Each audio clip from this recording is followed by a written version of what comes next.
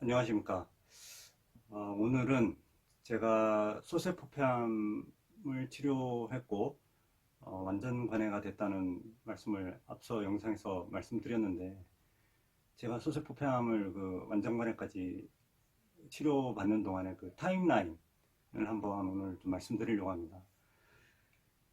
먼저 소세포폐암에 대해서 모르시는 분들을 위해서 간략하게 설명을 드리면, 제 폐암에는 크게 소세포폐암, 비소세포폐암 이렇게 나누게 되고,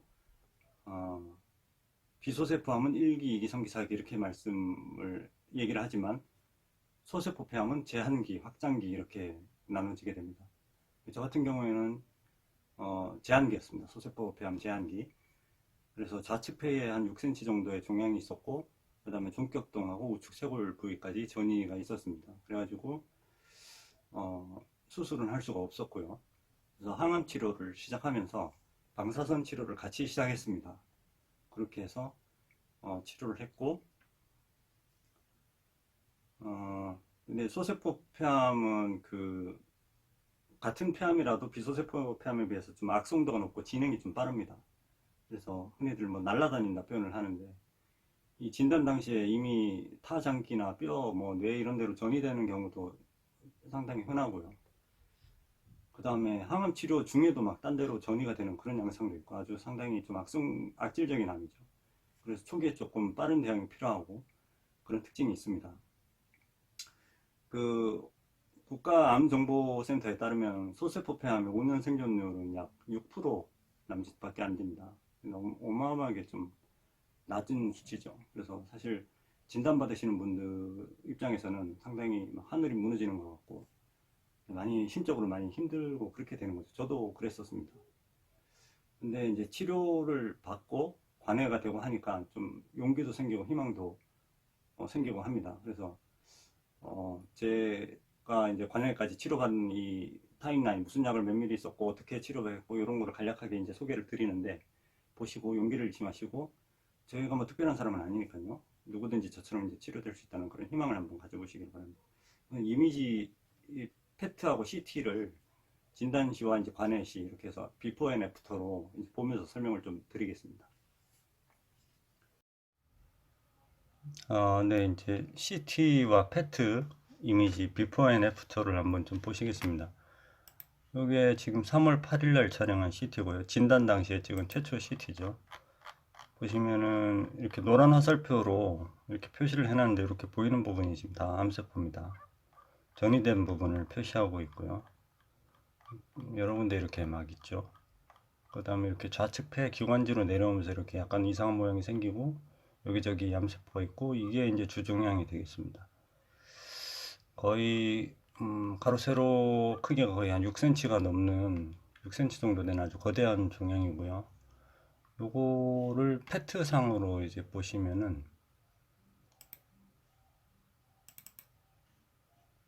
요거는 이제 3월 12일 날 촬영한 페트입니다. CT보다 좀 뒤에 찍은 거죠.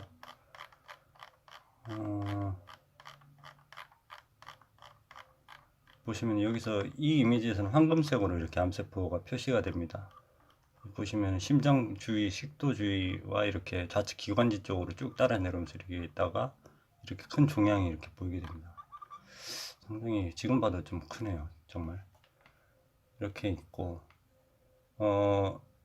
앞에 CT 이미지로 다시 돌아가서 CT 이미지가 이런 이미지가 있고, 그 다음에 이렇게 하얀색 이미지가 있습니다. 이거는 그냥 이제 궁금해 하시는 분들이 계시더라고요. 이 CT, 이 영상과 아까 그 영상 무슨 차이냐. 그 아까 보여드렸던 이 영상은 이런 종격동이나 이런 림프절들과 그 주종양의 그 밀도 이런 거를 보는데 좀 유용합니다. 그리고 음영이 확실하기 때문에 이런 흉벽, 늑막 같은데 전이가 있는 부분이 이렇게 깔끔하게 좀 보이게 되는 특징이 있고요. 이 버전으로 보시면 여기에는 기관지, 이렇게 나뭇가지처럼 보이는 게 전부 다 기관지입니다. 기관지 변형하고, 그 다음에 폐에 어떤 폐렴기가 있을 경우, 그 다음에 결핵 같은 소견이 있을 경우는 이 버전이 더 잘 보입니다. 물론 여기서도 이렇게 보시면 암이 보이긴 합니다. 이렇게 암 보이시죠? 이만하게 보이는데, 일단 기관지하고 폐실질의 그 섬유화 이런 걸 볼 때는 더 유용하다, 이렇게 이해하시면 되겠고요. 이렇게 해서 3월 달에 이렇게 찍어서 이제 나중에 바늘로 찔러서 조직 검사를 해서 확진을 했고요. 그 다음에 이제 애프터를 보시면은 이게 6월 17일 날 촬영한 CT입니다. 6월 17일 날 촬영한 거에서 아까 위에서부터 쭉 내려오면 이제 그 있었던 림프절들이 지금 다 보이지 않습니다. 나중에 이제 페트에서도 다시 확인하시겠지만 요 부위가 아까 6cm 최대 종양이 있었던 그 자리거든요. 여기가. 근데 지금 거의 보이지 않고 이렇게 하얗게 남아있는 부분, 요게 혈관입니다. 하얗게 보이는 것들은. 그리고 혈관 주위에 이렇게 조금 지저분하게 이렇게 있는데, 이게 처음에 CT만 봤을 때는 이게 뭔가 암세포가 남아있는 게 아닌가 걱정을 좀 했었습니다만은, 요 이미지를 페트로 보시면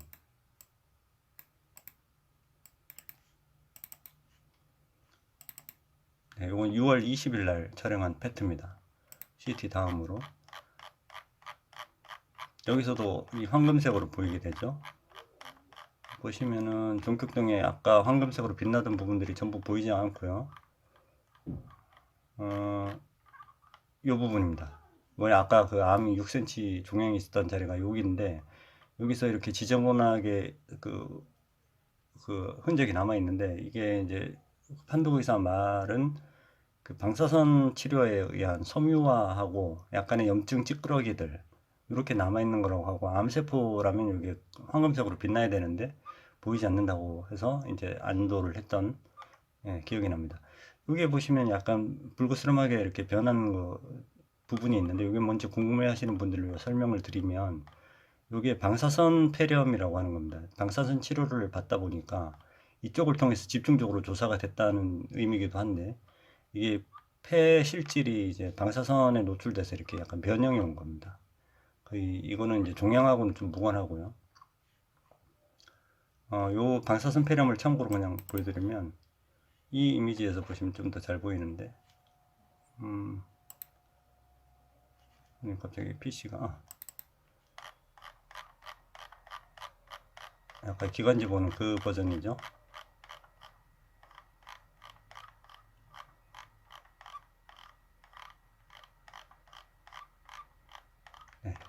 보시면 종양은 사라졌고, 이 밑에 이렇게 보이시나요? 여기가 이제 방사선 폐렴이 생긴 자리인데, 이런 식으로, 그 다음에 이렇게 약간 구름 낀 것처럼 이렇게 약간 보이는 것도 방사선 폐렴에 의한 변화입니다. 그리고 이제 보통 요 페트 이미지가 이제 보통 친수가시인데요. 처음에 진단받았을 당시에 이미지가 이렇습니다. 이게 지금 좌우가 바뀌었는데 360도 회전을 해보면, 이 왼쪽입니다. 이쪽이 왼쪽에 주종양이 이만큼 있고, 그 다음에 기관지 부위에 큰 종양이 또 있고, 그 다음에 여러 군데 종격동에 전이가 있었습니다. 이게 이제 처음 당을 소비하는 부분이 이렇게, 암세포가 당을 많이 소비하기 때문에 당을 소비하는 부분이 까맣게 이렇게 보입니다. 뇌는 당을 상당히 많이 소비하기 때문에 아주 새까맣게 보이는 거고요. 여기 보이는 그 콩팥에서 내려가는 거는 이제 조영제가 모여서 내려가서 방광이 이렇게 보이는 것 때문에 이렇게 보이는 겁니다. 암은 아니고요. 이랬던 것이 이제 이렇게 바뀌었습니다. 다 없어지고, 마찬가지로 방광, 콩팥 보이고, 뇌 보이고. 그리고 심장이 약간 이렇게 보이는 거는 그냥 이거는 종양하고는 상관없이 그냥 무시하시더라고요. 판독의사는 이럴 수 있다. 그리고 뭐 인후두 쪽에 감기 걸리거나 하면 인후두 쪽에도 조금 색깔이 증가한다고 하는데, 일단 여기서는 괜찮습니다. 이렇게 관해가 된 거를 간략하게 보셨고, 이어서 그 타임 테이블을 한번 설명드리겠습니다. 이게 완전관의 타임라인이라고 제가 이름을 붙였는데, CCRT는 소세포 폐암 환자들 보통 발견 당시에 3기 폐암 환자들은 3기 이상 넘어가는 경우가 많고, 소세포 폐암은 또 수술이 안 되기 때문에 항암 치료와 방사선을 동시에 하는 경우가 많습니다. 그거를 CCRT라고 하는데, 우리나라 말로 항암 방사선 동시요법이라고 합니다. 그래서 저도 이게 좀 이해가 되실려나 모르겠는데, 이 막대기가 3월, 4월, 5월, 6월 이 넉 달치 주 1, 2, 3, 4, 5주 이렇게 표시한 거고, 3월부터 항암 치료를 했고, 항암 치료는 쭉 해서 6월 셋째 주까지 했고, 방사선 치료도 시작해서 같이 해서 요거는 4월 셋째 주 정도에 끝났고, 온열과 미스토는 쭉 해가지고 6월 초에 끝났고, 요걸 설명드리는 겁니다. 그래서 먼저 항암 치료를 보시면 3월 10일 날 폐암 확진을 받고 20일 날 1차 항암을 시작했습니다. 한 번 할 때마다 3일을 했는데요. 이제 소세포 폐암에는 첫 번째로 거의 정해진 공식처럼 된 게 에토포시드라는, 임상에서는 EP 항암이라고 하는 그 약인데, 에토포시드 136mg하고 시스플라틴 80mg을 첫날에 맞습니다. 그 다음에 둘째 날, 셋째 날은 시스플라틴은 빼고 에토포시드만 136mg을 맞습니다. 그렇게 3일을 했고요, 1차를. 그렇게 똑같은 그 레지멘으로 4월 10일 날 2차, 5월 2일 날 3차, 5월 24일 날 4차 이렇게 4번을 했습니다. 에토포시드 플러스 시스플라틴 136mg, 80mg 똑같이 했고 5월 2일 날 세 번째 한 다음에 5월 6일 날 옵디보라는 면역항암제를 맞았는데 100mg을 맞았습니다.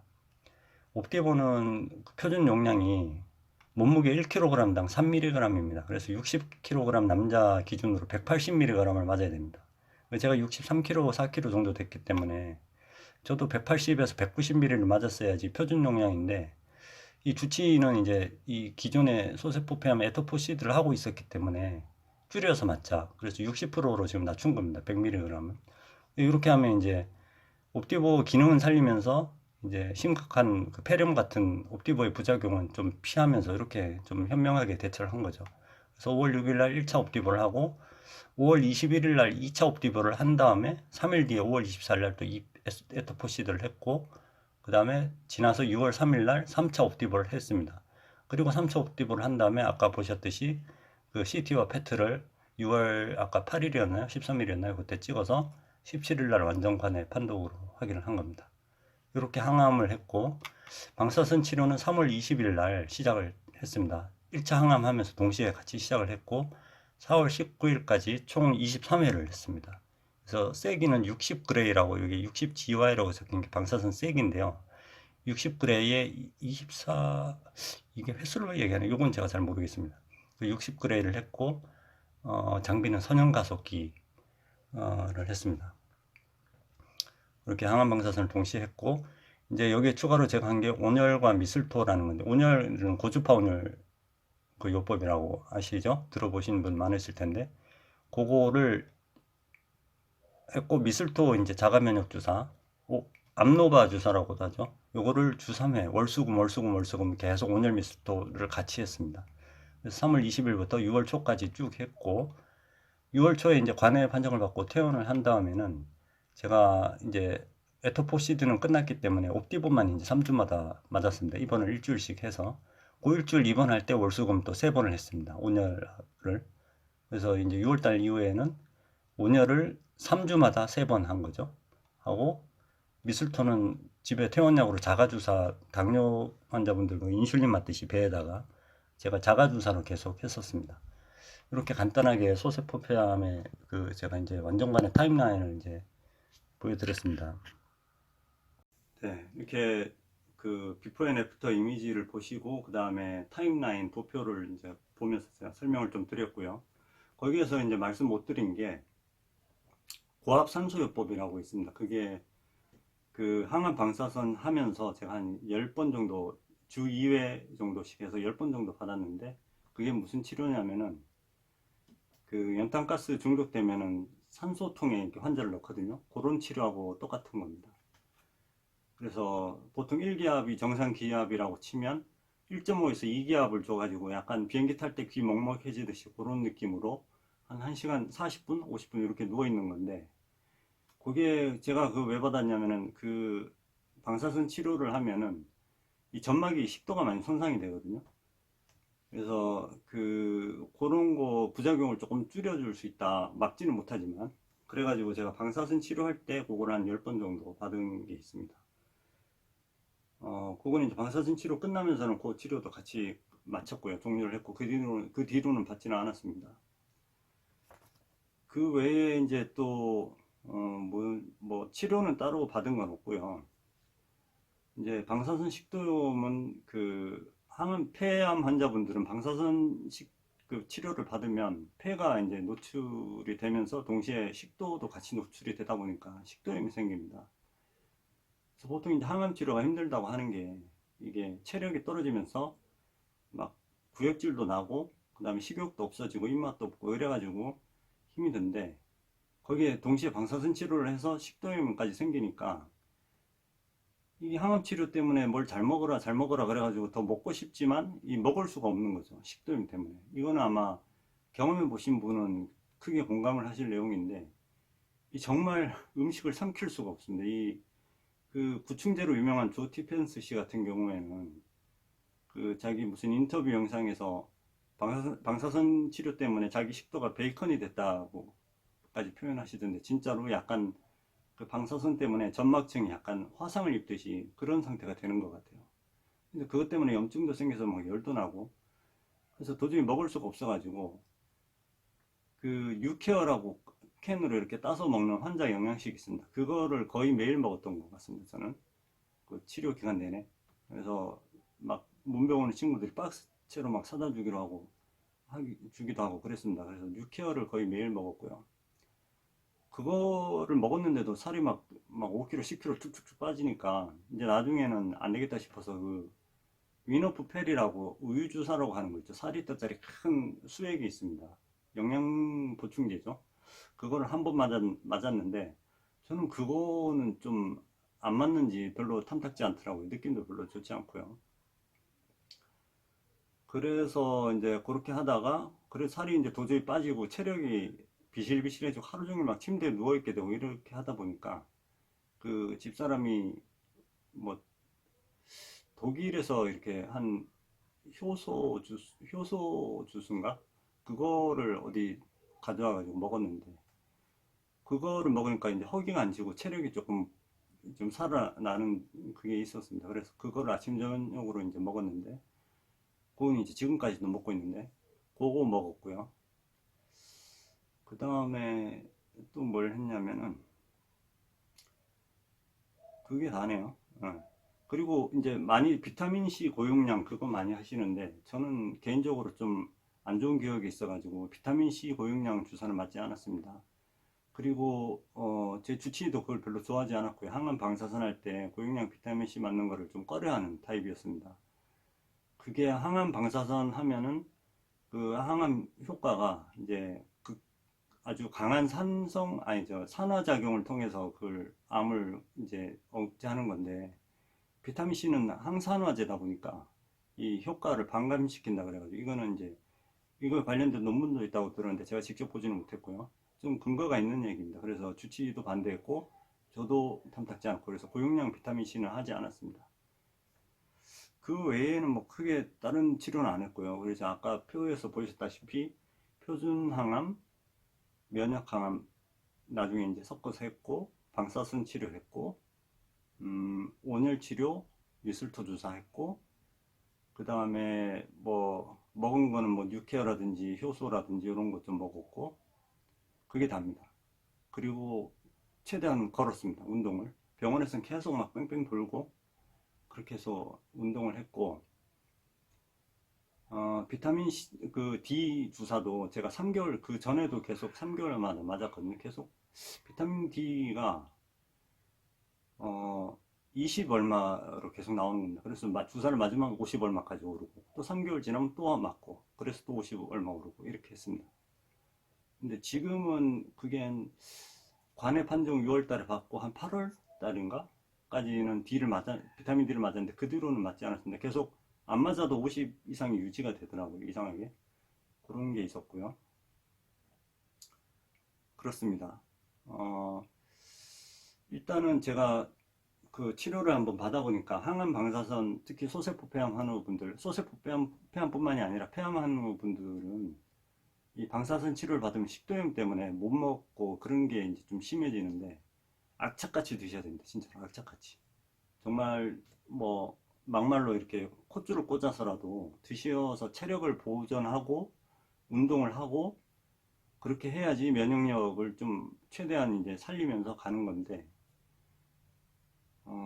그게 쉽지가 않지만 어떻게든 이제 잘 이겨내는 방법을 찾으셔야 되고, 어, 뭐 저는 이제 관해가 됐다고 이제 안심할 단계는 아니죠. 저도 아직 완치는 아니니까요. 이게 언제 또 재발할지 모르고, 특히 저는 이제 소세포폐 환자분들은 거의 전내 방사선을 그 루틴처럼 하시는데 저는 하지 않았습니다.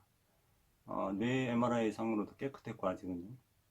물론 이제 계속 신경을 써야 되겠죠. 이게 언제 뇌로 갈지 뼈로 갈지 모르기 때문에 뭐 그렇습니다. 저는 일단은 제가 이런 치료를 받았고 앞으로도 계속 매년 매달 매년 동안 이렇게 건강하게 유지가 되고 있다는 사실을 이제 말씀을 계속 주기적으로 드리고 싶고, 지금 이 시간에도 폐암으로 좀 고생하시는 여러 환우분들과 그 가족분들 힘을 내시고, 소세포 폐암이 물론 어렵고 난치병이지만 저처럼 이제 관해되는 케이스도 있다는 것을 제 경우를 보시면서 조금 위안을 삼으시고 희망을 가지시길 바라면서 이제 당부 말씀을 드리고요. 그 다음에 그 조 티펜스 씨라고 요즘 뭐 펜벤다졸 때문에 유명하신 그분도 소세포 폐암이셨죠. 보니까는 이제 항암 방사선을 했는데 주종양은 없어졌는데 전신에 퍼져가지고 뭐 이제 구충제 먹고 다 나았다 이렇게 내용이 있더라고요. 그분도 그렇게 나았는데 물론 방법적인 차이는 있지만요. 뭐 하여튼 희망의 끈을 놓지 않는 게 중요하다 생각합니다. 구충제는 저는 참고로 구충제는 먹지 않습니다. 먹지 않았고 지금 앞으로도 먹을 계획은 없습니다. 나중에 이제 그 실험처럼 제 스스로 셀프 임상 실험하듯이 저는 이제 관해가 됐기 때문에 그걸 먹는다고 해서 뭐가 나아졌다는 그거를 증명할 수가 없잖아요. 대신 뭐 피검사 수치, 종양 표지자 수치가 어떻게 변하는지 이런 거는 실험을 해볼 수는 있을 것 같습니다만, 그리고 제가 뭐 하여튼 그거는 그 구충제에 관련된 건 제가 다음에 또 영상을 하나 만들어서 제가 왜 안 먹는지 이런 거를 한번 이유를 말씀드릴 기회를 가지도록 하겠습니다. 오늘은 제가 이제 완전관해까지 타임라인을 설명드리기 위해서 이제 영상을 만든 거고요. 그래서 폐암하는 분들 힘내시고, 제가 특별한 사람은 아닙니다. 제가 뭐 저도 그냥 보통 사람이고 그냥 소세포폐암 환자일 뿐입니다. 저도 이제 할 수 있으니 여러분들도 할 수 있다는 그런 자신감을 가지시기를 바라면서 영상을 마치겠습니다. 그럼 시청해 주셔서 감사합니다.